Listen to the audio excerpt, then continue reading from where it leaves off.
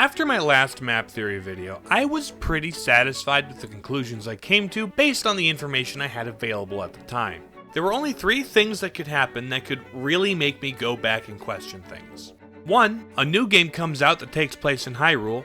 2. New information about Tears of the Kingdom releases, specifically relating to the depths or the timeline placement. Or 3. Some new solid information about the Four Sword comes to light. Perhaps some evidence of placement I hadn't seen before, or some word of God statements from the developers. And since my last video on the subject, 2 of those things have happened. 2024 saw the release of both a new game in The Legend of Zelda: Echoes of Wisdom, and a new behind-the-scenes art book, Tears of the Kingdom Masterworks. It only came out in Japan as of right now, and while I don't doubt that Dark Horse will be translating this one overseas like they did with the other 4 books, in the meantime fans have done some work translating the pages themselves. So that's what I'm going to talk about in this video. First, we'll cover what new info, if any, Tears of the Kingdom Masterworks adds to its map, specifically when it comes to things like the timeline and the depths, which I didn't quite know how to cover in my last video. Then we'll dive into adding the map of Echoes of Wisdom to my larger theory. Speaking of which, I won't be doing a full recap of my first 2 videos with all their evidence and arguments here.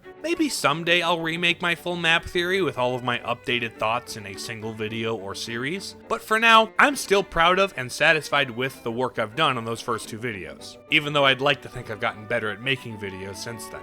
So, previous videos are in the description, Tears of the Kingdom spoilers start here, Echoes of Wisdom spoilers start here, you have been warned, let's go!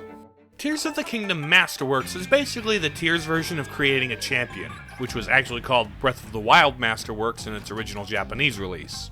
This book does a lot of work filling in a lot of really cool lore information about the Zonai, Rauru, Sonia, and ancient Hyrule that should have, maybe been in the actual game. One of the biggest things that got a reaction out of fans from this book is the updated timeline, which is barely updated and basically builds on the same non-answer they gave about Breath of the Wild. But some new interviews happened after Tears of the Kingdom's release, where the game's director Hidemaru Fujibayashi hinted at the possibility that Rauru's founding of Hyrule could have been a refounding over a destroyed and forgotten Hyrule, which is a common theory and the explanation I felt made the most sense, or perhaps more accurately, the one that made the least amount of nonsense. So despite his non-committal response intentionally leaving room for interpretation, for the purposes of this video, that's the explanation I'm running with. Now exactly which of the 3 timeline branches it's at the end of, or whether or not it's an extremely convenient timeline convergence that's never referenced as a possibility in official material and has very little concrete evidence in the game, so I don't like assuming it to be the case, that's outside the scope of this video. But now with that out of the way, let's move on to perhaps the biggest and most consequential question mark left by Tears of the Kingdom. Apparently a bit of a later addition to the game, in interviews recorded in the Masterworks book, the concept for the depths started out as a prehistoric Hyrule, but later evolved as they adopted concepts from the Yomi no Kuni from Japanese folklore, the Shinto realm of the dead. Which makes sense given the presence of po-souls, ghostly figures offering weapons, bargainer statue gods of death, and even the tree root motif are all drawn from those myths. It's all stuff other creators have explored better than I could. The channel Monster Maze has a really good video explaining it. So it's possible that this is just the Zelda series equivalent to that. And if that's the case, that means the depths have likely always been there since the beginning. This could have been the realm of monsters that Demise appeared from. There are several dungeons in the series with death motifs that could perhaps have delved deep enough to scrape the edges of the depths. Stuff like the Ancient Cistern, Wind Waker's Earth Temple, or the Shadow Temple, and the bottom of the well. In fact, Tears of the Kingdom has a few wells that open up straight into the depths after the upheaval. If that's the case, then the addition of the depths to Tears of the Kingdom's map does very little to affect my map theory. But there is another theory about the depths that could potentially challenge some of the fundamental assumptions I've been making about my theory this whole time. This theory claims that after the events of the Wind Waker, through the efforts of the Deku Tree and the Koroks to spread their forest, a new continent is formed above the waves and the waters of the Great Sea eventually recede, leaving behind the cavernous depths underneath this new continent. Then, the Zonai eventually descended upon this new land and founded a new kingdom of Hyrule as seen in Tears of the Kingdom's flashbacks. For a moment, let's assume that's the case, that the Hyrule of Breath and Tears is a new continent formed over top of the Hyrule featured in every other game in every other branch of the timeline. Since I've been using the Breath Tears map as a sort of measuring stick because they have the most relatively reliable sense of scale in the series, to say that this is actually an entirely new layer of land formed over the old could be interpreted to mean that we can't use any of its features to draw conclusions about other games like I've been doing. But that interpretation would be blatantly ignoring the fact that the depths is a perfect parallel of the surface world. It's as though either the surface or the depths formed as a direct response to the other. And on top of all that, the islands of Wind Waker, around which this reformed Hyrule would grow, were made up from the mountaintops and other high places in the Hyrule that was flooded, meaning there would still be several landmarks that do directly correspond to the places from Ocarina of Time and earlier. So this theory doesn't immediately invalidate everything I've done before. But there is a variation of it that does present a large problem. In particular, the version of this theory presented by the channel Gossipgeist takes it even further to say that the place where we fight Ganondorf at the end of Tears of the Kingdom is part of the corrupted sacred realm where Ganondorf of Ocarina of Time is banished and breaks free from in the adult timeline. The room that Tearsdorf was sealed in is even referred to in both the game files and the Masterworks book as the Chamber of the Six Sages in the Temple of Light. But if that's the case, that would mean the Hyrule Castle in Breath and Tears must have been built over the place the Temple of Time's Chamber of the Six Sages was in Ocarina. This causes problems. Since the Temple of Time in Ocarina of Time has the Master Sword, and we see what's left of Ocarina's Temple of Time in Twilight Princess, and if we try to place Twilight Princess's map over Breath of the Wild anchoring the Temple of Time to the castle, it just doesn't fit with the geography. And as cool as some aspects of this theory are, the text of the Tears of the Kingdom Masterworks book leans harder in the underworld direction. And the Zonai did build their own Temple of Time, which is different from the Ocarina one. Who's to say they also didn't build their own Temple of Light? Besides, the Temple of Light in the Chamber of the Six Sages was in the Sacred Realm. Although whether the Sacred Realm is a physical place on the same plane as Hyrule, or was once but became a parallel world or pocket dimension, or is even somehow related to the depths is unclear. The channel Quest with Aaron has been an indispensable resource when it comes to analyzing the original Japanese scripts of these games with all their original difficult to translate nuance, as well as the Masterworks book. But for now, unless some new official revelation comes to light, for the purposes of this video, I'm gonna run with the Realm of the Dead Yomi no Kuni angle prevalent in the Masterworks book, meaning Breath and Tears take place on the same physical continent as past Hyrule maps do. And as for the Temples of Time, Light, and, Forgotten, I guess, my new headcanon is that the Zonai King Rauru was a well-meaning but ignorant colonizer whose attempts at rebuilding and restoring historical, cultural, and religious sites only ended in archaeological vandalism that obfuscated the real history of the myths and legends that came before. He tried recreating these legendary sacred sites, brick for brick wherever possible, using ancient references, regardless of whether or not they're even connected to or located in the same sacred place. Well, guess what, buddy? You replaced and erased Hyrule's history, so now you've doomed yourself to repeat it. Congratulations. Hey, just wanted to say that while I was editing this, Nintendo did the whole Nintendo Switch 2 Direct thing, where they also announced that Hyrule Warriors Age of Imprisonment and the Nintendo Switch 2 editions of Breath of the Wild and Tears of the Kingdom are going to be a thing. And alongside the Nintendo Switch 2 editions of Breath and Tears, they're adding the Zelda's Notes app, which, adds lore straight up. Like, there's audio memories that you can unlock by exploring the world using the app. Let's hope that this clears up the timeline and the map issues instead of, like, further complicating them. Maybe they've heard our complaints and this is it. This is them giving us more definitive lore answers to some of these timeline and map discrepancies. But that's the topic for a future video, but just wanted to say that now. Bear in mind, this could change. Back to the original script. But now that we've got Masterworks out of the way, let's move on to the part you're really here for.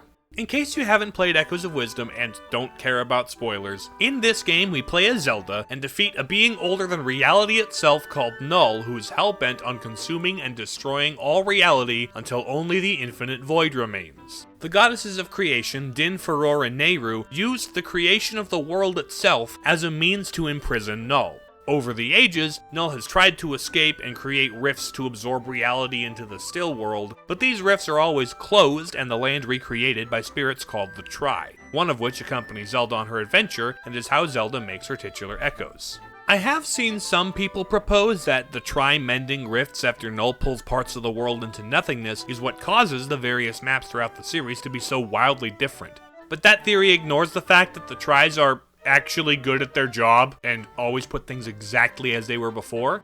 Sorry, no convenient hand-waving here. And even if there were, Zelda destroys Null in this game, so from this game onward, no rifts ever form again. It is unclear whether Null is only defeated in this timeline, or if he's an entity that exists outside of time, so this defeat carries over across the multiverse. But either way, don't blame the innocent, hardworking tries for these map issues. Blame the cartographers, and the people telling these legends later who neglected to mention the travel time between places in their stories. I was gonna do a whole section where I theorize where in the timeline Echoes of Wisdom takes place, but then Nintendo updated their website, and now I don't have to theorize. It takes place in the Downfall timeline, after Link Between Worlds and Triforce Heroes, and before the original Zelda, which is actually where I would have placed it if I were left on my own to theorize, so cool. Good job making sense, Nintendo. You should do that more often. So finally getting around to the actual map of the game, Echoes of Wisdom seems to take place in the same map as A Link to the Past and Between Worlds, just also extended beyond the old traversable borders. This is clearly seen with details like the ruins of the Eastern Temple, the Desert Temple, the pump station that used to be the Dark World's second dungeon, and a plethora of other little examples. It isn't all 100% one-to-one, square for square the exact map from Link to the Past. All the iconic features from the Link to the Past map are present, but the exact scale and placement is slightly different. There are still so many very specific parallels that it's clear this was the intention, unlike some of the cute individual throwaway references found in Breath and Tears map that conflict with literally all logic. So since we know this is intended to be the same geographic area as Past and Worlds, we know that any changes and implications that apply to Echo's placement must also apply to both Past and Worlds. Furthermore, if you recall in my first video, the only way I was able to place the maps of the Minish Cap and Four Sword adventures was because I anchored the resting place of the Four Sword to the Palace of the Four Sword bonus dungeon from the GBA remake of A Link to the Past. I know that may be a weak and dubiously canonical connection, but it's literally the only time the Four Sword is acknowledged outside of these three games. If you think there's any better way to anchor the Four Sword trilogy to the rest of the series, then you can go make your own video. And I don't mean that in a dismissive and derogatory way at all. I legitimately would love to watch that video. So that's what's at stake here with the cascading implications of Echoes of Wisdom's placement. So now the question is, what new information was added to the Echoes of Wisdom map that may challenge my previous placements? Well, perhaps the biggest map revelation Echoes of Wisdom brings to the table is that the mountain region I had been assuming to be Death Mountain in Past and Worlds is actually the foothills to the ice-capped Hybra Mountain. And now, Elden Volcano, home of the Gorons in this game, is further west outside the borders of the Past Worlds map.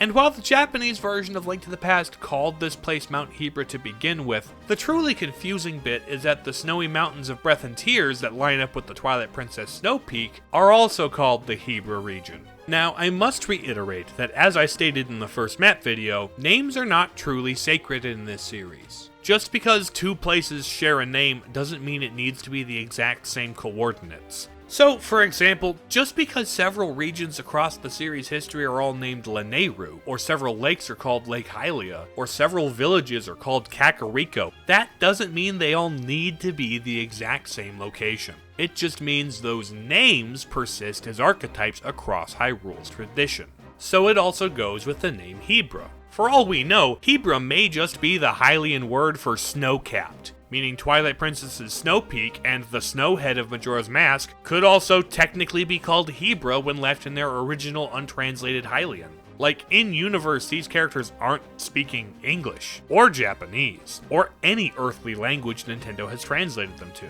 No, France doesn't exist in the Zelda universe, that's just the Earth language localized name for this style of braid. I will say, one thing this map edition did that I like is that it made Minish Cap fit over the Past Worlds map better than it did before. You see, Minish Cap also has two mountain regions. To the west, we have Mount Krenel, a volcanic mountain that's the ancestral home of the Gorons, and to the east, we have Vale Falls, a series of cliffs from which the source of Lake Hylia flows. This actually lines up quite nicely with the two mountains found in Echoes of Wisdom, just Vale Falls isn't snowy. Maybe it's not far enough up the mountain, maybe it's the wrong time of year, maybe it's just naturally occurring climate change. There are also some areas of Minish Cap's map that aren't really paralleled very well in the Past Worlds map that have better parallels outside the past landmarks in Echoes map. For example, this set of steep, butte-like hills in western Hyrule Field is kinda similar to what we see in Castor Wilds in Minish Cap. You would just need to assume that the swamp part drained and dried over time. And the Minish Woods would line up pretty neatly with the Southern Forest, or the Faron Wetlands, or maybe a little both. So a lot of the new information added to the Echoes map does a good job further tying together the Minish and past maps. I mean, I was still quite convinced before by the Four Sword connection, but Echoes of Wisdom's map bridges the gap between the most annoying discrepancies quite nicely. While we're on that topic, you can also force this to work with the exaggerated artistry over accuracy level select map from Four Sword Adventures. You know, just as well as you could with any other map placement. The one thing I will call out is the fact that we visit Hyrule's coast in this game, a feature not present in past Worlds or Minish maps, but added in Echoes. And in both games, the coast is not too far from the Eastern Temple, which in both cases is designed specifically to resemble the Eastern Palace from past and Worlds. So Echoes even adds a detail that gives Adventures' placement a little more evidence to supplement the Four Sword Chamber. There's still a few smaller questions, like, is the Echoes of Wisdom Kakariko the same as the Past Worlds Kakariko? Or are these ruins south of the forest what's left of it? And is Minish Cap Castle Town related to the Past Worlds Kakariko? Or is it perhaps these ruins in the field south of Link's house? But those are less important mysteries. What matters most now is that even though the connections between these games have been further secured, there's still the problem of what this second mountain means for how they're related to the rest of the series. So, getting back to this mountain dilemma, I've seen some people attempt to explain this by proposing that there was some great swap between Death Mountain and Mount Hebra from Breath of the Wild, where the Death Mountain from Ocarina of Time goes dormant and becomes the Past World Echoes Hebra, and Breath and Tears Hebra, aka the Twilight Princess Snow Peak, had dormant volcanic activity that wakes up to become the new Elden Volcano for a time. And then, assuming they're on the same timeline branch, they swap back by the time Breath and Tears happen, Hebra becoming dormant and snowy again, and Death Mountain reactivating. This is technically possible. In Breath of the Wild, the icy Mount Hebra is home to secret hot springs. And in real-life geology, hot springs form as a result of geothermal activity in the Earth's crust. And in Tears of the Kingdom, when we dive deep below Mount Hebra in the depths, we can see the lava flow fueling these hot springs as evidence of the volcanic origins of this mountain. And interestingly, in Echoes of Wisdom, on the path up Mount Hebra toward Mount Hylia, and all throughout the dungeon in Mount Hylia, you can find hot springs amidst the snow, indicating volcanic activity under this mountain in Echoes of Wisdom. The same volcanic activity clearly present in some of the cave segments from Link Between Worlds. Plus, the Death Mountain of Zelda 2 doesn't seem particularly active, perhaps more evidence of a period of dormancy. Heck, Death Mountain goes from a hyperactive hellscape to being habitable by humans without a hazmat suit within the approximately 5-year time skip between Breath of the Wild and Tears of the Kingdom. But the thing is, this is all just a possibility. A convenient maybe, based on nothing more than what could happen. It is certainly a plausible hypothesis, but there's not really a lot of evidence to say that this is the most likely explanation. To be honest, there wasn't a lot of hard evidence for my previous placement of Link to the Past, it just made the most sense with what I had to work with at the time. But Echoes of Wisdom does do something interesting that may not be a hard anchor, but it's the closest thing I could find to a connection in any of these Lesser Hyrule entries to any of the 3D games. In Echoes of Wisdom, after saving the king and his advisors, Zelda is tasked with going to close 3 new rifts to get a blessing from the goddesses trapped within those rifts so she could locate the Triforce before Null does. And these are literally the golden goddesses from Hyrule's creation myth. The Din, Ferror, and Nehru. Not their oracles, not the light spirits, not the dragons named after them, not the other dragons named after them, but the actual golden goddesses themselves. Din is trapped in a rift at the heart of Elden Volcano, Ferror is trapped in a rift in the Faron Wetlands, and Nehru is trapped in a rift on top of the holy Mount Lanayru a ways beyond the peak of Mount Hebra. Now, space is a little funky in the Still World, Both the king's advisors are found in still world rifts located far away from the rift where they were first taken. But I find it interesting that the golden goddesses were able to be contained in the still world at all, and that rifts forming in these 3 locations in particular is how they were contained. And according to the King of Hyrule himself, those 3 regions have a direct connection with the 3 goddesses. These 2 mountains and this forest in particular have an intrinsic, indelible connection to these specific deities. And perhaps the thing that intrigued me the most was the fact that Nehru in particular was located atop a mountain called the Holy Mount Lanayru. The Legend of Zelda series has associated Din and Furore with volcanoes and forests respectively since Ocarina of Time in 1998. But Mount Lanayru is an area name that only appeared for the first time in Breath of the Wild. Echo's Breath and Tears are the only games so far to associate Nehru with a snow-covered mountain. She had previously been associated with lakes and rivers, which are very often sourced from the melting ice caps on mountains, so perhaps not so far of a leap. And Zora's Domain does have a bad habit of freezing over in response to evil influences. In Twilight Princess, their proximity to Snowhead was part of the explanation, but Ocarina of Time's Zora Fountain, where Lord Jabu Jabu resides, isn't tied to an icy mountain. Well, not one we're directly shown in-game anyway. Another interesting thing is that in Breath and Tears, Mount Lanayru is home to the Spring of Wisdom, one of 3 holy sites that Zelda visited in Breath of the Wild to pray for the blessing of the goddesses so she could access her hidden powers of sealing light, which is strangely similar to Zelda's quest in Echoes of Wisdom, where upon closing the rifts, Zelda receives the goddesses' blessings that grant her access to the temple containing the prime energy of the Triforce. Incidentally, the other 2 springs that Zelda prays at in Breath of the Wild are the Spring of Power, found at the base of Death Mountain, and the Spring of Courage, deep in the forests of Faerun. And Tears of the Kingdom further doubles down on these locations by showing that the source of the waters in these springs come from well springs deep within the depths of the earth. So even if this is a new layer of continent, which is still not the assumption I'm running under, these springs are more than simply monuments on the surface. They are instead tightly linked to the most ancient core of Hyrule.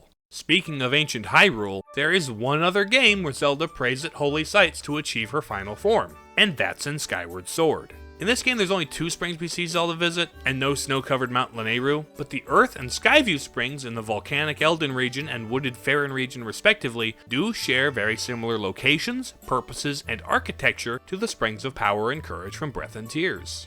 I will admit, this is still a bit of a looser connection. It's not exactly a blessed sword only a chosen few can wield lodged in a pedestal holding the seal on a demon intact. But these 4 games were also 4 of the most recent original main series releases. So Skyward Sword, being the immediately previous game that they just finished working on, was still on the developers' minds when they made Breath of the Wild, and it was being remastered in parallel with the development of Tears of the Kingdom. And Breath and Tears were recent memories while Echoes was being developed. Yes, it was Grezzo who made Echoes and not the main Zelda team, but Eiji Aonuma and other key members of Nintendo EPD3 still oversaw its development and helped with some aspects of planning and writing. And there's a very clear through line from this volcano and forest, to this volcano, forest, and mountain, to this volcano, forest, and mountain that connects them to Zelda's divinity, to the virtues of power, courage, and wisdom, and to the goddesses Din, Furore, and Nehru. It's like Zelda's dad said, these holy sites, this specific volcanic mountain, this specific semi-tropical forested area, and this specific ice-capped mountain have an intrinsic and indelible connection to the golden goddesses of creation that persists from the very beginning of Hyrule's history all the way until the very end of all timelines. So yeah,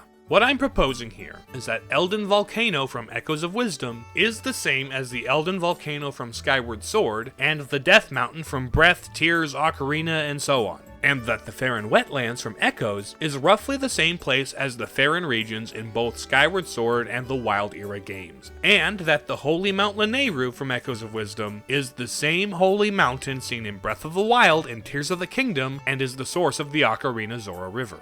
This does mean that Echoes of Wisdom's map would be weirdly scaled and greatly skewed. But then again, we're used to weirdly skewed 2D maps at this point. But just how weirdly it's scaled and skewed is another question. And there are 2 other landmarks that can give us a sense of how far things stretch. The first is the coastline. which actually ends up being 2 landmarks in itself as we see the ocean meet the shore on 2 sides. First, and most obviously, we have Zora Cove, which could be any of the bays on Hyrule's eastern shore, but I'm gonna guess the Necluda Sea here, given its position relative to Mount Lanayru, as well as it being the most prominent bay and thus most likely to be featured on an exaggerated map like this. Also, there are several small islands and shallow spots that could line up with where the Sea Zora built their domain in this part of the timeline. The second point of coastline is here, where Zelda ends up after escaping the castle at the beginning of the game. It's notable that an underground river feeds into this bay, but then again, any of the little coves in the Faron Sea could have once been the mouth of a river that changed paths as the water tables changed over time, and differently in each timeline. Actually, if you want to see a video that delves into the water tables of Hyrule that uses some real-life science and geography examples, and also gives more credence to how little my map theories care about the water features of the series, there's a really great video by N.E. Austin cataloging the flow of rivers from Breath of the Wild and Tears of the Kingdom. But I'm still going to propose that it's this one here, since it seems like most of the Wild-era Hyrule rivers flow into the Faron Sea from this point, even with some places that it either does flow underground or has flowed underground in the past. On top of that, it's vaguely west of Farore's Blessed Forest region, and closest to our next major landmark, the Gerudo Desert. In my previous videos, I had proposed that the desert featured in A Link to the Past could have been a different desert not connected to the Gerudo region. But Echoes of Wisdom confirms that this desert is in fact meant to be seen as the ancestral home of the Gerudo tribe. Actually, one of my favorite little lore details this game adds is that the flying tile traps common throughout the series are said to be an ancient Gerudo security measure, which ties this desert directly to the deserts the Gerudo called their home in ages past. And even when the tiles appeared in non-Gerudo dungeons throughout the series, they're always dungeons that have been taken over and corrupted by Ganon, a Gerudo, or his Gerudo minions, as is the case in the Oracle games. The only game the flying tiles appear in that doesn't have any direct Gerudo influence, so it doesn't make sense with this new lore, is Link's Awakening. But the nightmares have been shown to be capable of using Link's memories against him in their fight to stop him, so maybe that's what's going on. Regardless, it's clear that this is meant to be taken as the Gerudo Desert featured in every other game in the series, more or less, so this means that the Echoes of Wisdom map needs to be stretched accordingly. But now that we have the corners established, with the desert, Death Mountain, Mount Lanayru, the forest, and coastline placed, where does everything else fall between them, and how far does that stretch? Well, on the west end of the map, we have that field broken up by those rocky formations I equated to Castor Wilds. And while it's a long shot that the landscape stayed totally the same over the course of 15,000 or some odd years, I still looked over the Breath and Tears map to see if I could find something that fit the bill. On the far west end of the Wild Era map, we have the Ceres Scablands on Hyrule Ridge north of the Gerudo Desert, which have a similar terrain. It's even a little swampy like we see in Minish Cap. Keeping in mind the swamp, another candidate would be that later it fully flooded again, and the raised hills became the islands in the Lanayru wetlands, which would better fit the profile of the existing corners of the Echoes map. The last candidate that looked anywhere near close is maybe the Pillars of Levia by Kakariko. It would be convenient since this rocky field is also south of where Kakariko is in Echoes of Wisdom. And actually, putting that edge of the map there, and seeing the way it and the Echoes Mount Hebra frames this Necluda Basin, maybe Link to the Past Hyrule sits in this valley. Sure, it'd be a bit of a trek to get to the desert of Death Mountain from here, but with changes to the water tables and climate over time, perhaps the Gerudo Desert from this part of the Downfall timeline, and maybe even for much of Hylian history, used to be less of a trek to get to. And with the near constant volcanic activity up here, and several games that depict more than one active crater in this volcanic system, perhaps the trek to an active Elden volcano was similarly not so far back in the day. It's still really loose, and I don't have a lot of explanations or parallels for the specific details. Maybe I could stretch and say that maybe this lake is what remains of the Link to the Past Lake Hylia, and Fort Hateno that lies in ruins in this field sits about where the past world Echoes Minish Castle once was, and these rivers and lowlands could have once been the lakes and rivers of Old Zora's domain, and these woods adjacent to Kakariko could be the final remnants of the past world's Echoes Lost Woods. But at the same time, I could bring up the fact that we don't know for sure which branch of the timeline Breath and Tears take place in, or how even if it is the Downfall timeline, that the approximately 15,000 years between these two maps would cause a lot of change anyway. Also, smaller deal, but the Eastern Temple is one of the most iconic past map features, repeated in most of the games that take place there, and I have no idea where it may connect to things earlier, prior to Ocarina, or later in the Wild era, and no other games acknowledge the Force Sword. It doesn't matter what branch of the timeline we're in, it should still be there. And even with all the fan service references to previous games Breath and Tears confusingly pack, we get nothing Force Sword related. And even if they did, when it comes to the rest of the armor and weapons from previous games and where they're found, whether they're just cute references or legit canonical hints is unclear. And that's putting it mildly. Regardless, with all the areas we have reasonable connections for placed now, all we have to go on for the rest is vibes. And unless we get any new information, the vibes are strongest here. So to the naysayers in the comments of previous parts that said Echoes of Wisdom made my videos invalid, no, not exactly anyway. It does change the placement of what I referred to as the Lesser Hyrule region to be mostly situated further south in this Necluda Valley, as opposed to the Akala Highlands where I had it, with a little stretching now to include the Elden Death Mountain and the Gerudo Desert region. So now, before I go, as a little refresher, here's a quick rundown on where things stand so far with my map theory. I'm still using Breath and Tears as our measuring stick because I don't really see any better method, and if you want more details on my exact thoughts and evidence points for these placements, details are in my previous videos. Skyward Sword. Sealed Temple becoming Ocarina's Temple of Time and housing the Master Sword and Triforce. As a note, perhaps the desert and active volcanic region were larger in this more primeval version of Hyrule. Minish Cap. No Master Sword or Triforce here. Perhaps they moved to Lesser Hyrule in the aftermath of the Interloper War. Also, this is the resting place of the Force Sword. Again, the volcanic region may have been a bit larger in this part of the timeline, perhaps even having multiple active craters as artistically depicted in Force Swords. Very exaggerated, mostly going on coastline vibes for lack of better landmarks. Ocarina of Time. Returning to ancient Hyrule where the Triforce and Master Sword were sealed, perhaps as a result of the Hylian Civil War mentioned throughout the game. Also, as a reminder, I'll be stretching distances at loading zones where necessary. Now, to the timeline branches! Adult Timeline just has Wind Waker, barely recognizable due to the flood and dramatic exaggeration of the art style, but 2 islands made from volcanic mountains and 1 island formed around the dead corrupted Deku Tree and its overgrown Deku Sprout give a general placement. The other 2 games take place outside Hyrule.